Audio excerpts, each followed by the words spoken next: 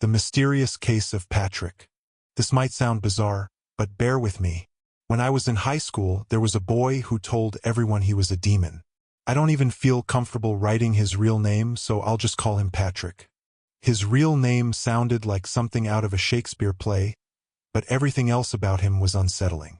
He was socially awkward, walked around with a vacant, empty stare, and even made some teachers uncomfortable. He wore the same gray hoodie every single day and never seemed to wash it. He always smelled terrible. He was short and average-looking, but his hood was always up, and he never took off his sunglasses, even indoors. Eventually, even teachers stopped asking him to remove them because he simply wouldn't listen. Patrick's adoption ritual. Patrick didn't have any friends, but he had this weird habit of adopting people. If he liked you, which he decided at random, he'd walk up to you and say, "You're adopted." This meant you were now part of his inner circle, whatever that meant. Allegedly, this made you safe from him. Not many people were ever adopted, but I was one of them. Looking back, I think it was because he had a crush on me. Another girl, Gabby, was also adopted by him, and his feelings for her were even more obvious. The first strange encounter. One afternoon, my friends and I were hanging out on the dugouts behind our high school, just killing time. It was me, Gabby, Laura, and Luke. Somehow, the conversation shifted to Patrick's crush on Gabby, and we started joking about it. We had a nickname for Patrick because his real name was too clunky, but this time, Laura slipped up and said his real name out loud, 3 times. The moment she said it the 3rd time, Patrick appeared out of nowhere. He jumped onto the dugout holding a baseball bat in his hand. It wasn't scary in the traditional sense, but it was easily one of the most unsettling moments of my life. We immediately stopped talking, terrified that he had overheard us. He didn't say a word, just stared at us. I forced myself to give him a small wave. He simply nodded at me, then jumped back down and walked away. Once we were sure he was gone, we burst into laughter, trying to laugh off the weirdness. But deep down, I was still disturbed. The second incident, I was summoned. The next encounter was far creepier. I was at Laura's house, just hanging out in her room. Her parents were home, and we were just chatting, when Patrick's name came up 3 times again. Not 10 minutes later, we suddenly heard Laura's front door slam shut. Confused, we went downstairs, assuming a friend had just stopped by. Laura's house was always open to visitors. But when we turned the corner, we froze. Patrick was standing in the living room, talking to Laura's mom. She asked him, "What are you doing here?" His reply, "I was summoned." Laura's mom, who actually knew Patrick, made small talk with him before politely asking him to leave, which he did without protest.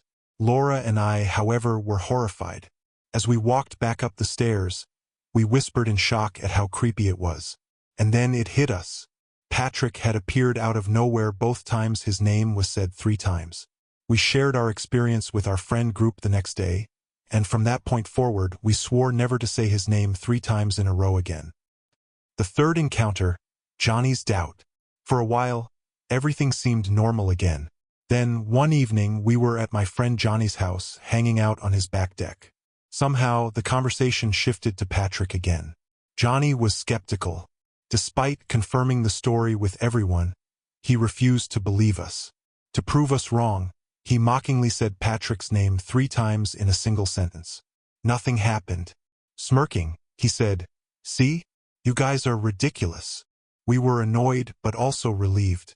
Maybe it was all in our heads. But just minutes later, Patrick jumped over Johnny's backyard fence. Johnny saw him first and stopped mid-sentence. The rest of us went silent, waiting to see what he'd do. Patrick just stood there, staring at us for a few seconds. Then, without a word, he jumped back over the fence and disappeared. Johnny freaked out. He accused us of setting him up, of conspiring with Patrick to scare him. We swore we had nothing to do with it, but he was clearly shaken. Eventually, he told us all to go home. The final encounter, the storm. A few months later, I had the scariest experience of my life. I was home alone, a rare occurrence since my parents hardly ever left the house. Taking advantage of the situation, I invited over a guy I was talking to. It was raining lightly outside when he casually brought up Patrick. I visibly cringed, which confused him. So I explained everything. He laughed, saying it was stupid. Then, as a joke, he screamed Patrick's name 3 times at the top of his lungs. The nightmare begins. Instantly, the rain intensified. A flash of lightning illuminated the sky. I ran to my window and looked outside. There was someone standing in my driveway. They were staring up at my window. It was too dark to be 100% sure, but I knew it was Patrick. I panicked, shut the blinds, and ran downstairs to lock all the doors. As I locked the back door, I saw him again, motionless in my front yard. I felt a panic attack coming on. Desperately, I started screaming, "I'm adopted!" over and over again, as if that would protect me. The guy I was with ran downstairs, picked me up, and tried to calm me down.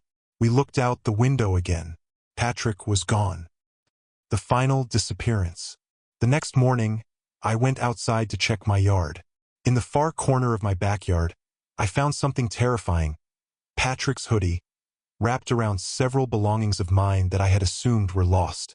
I wanted to call the police, but I was too scared. Instead, I decided to wait for my parents to come home and show them. But I never had to, because the next day Patrick never showed up to school. Or the day after. In fact, none of us ever saw him again. Where is he now? To this day, no one knows what happened to Patrick. I still think about it a lot, especially since my parents still live in the same house. Some classmates said they had caught Patrick eavesdropping on their conversations, which might explain how he always appeared at the right time. As I've gotten older, I've come to one disturbing realization. Patrick was likely just a mentally ill stalker, but the thought of him secretly following me, watching, listening, and waiting, that still gives me nightmares.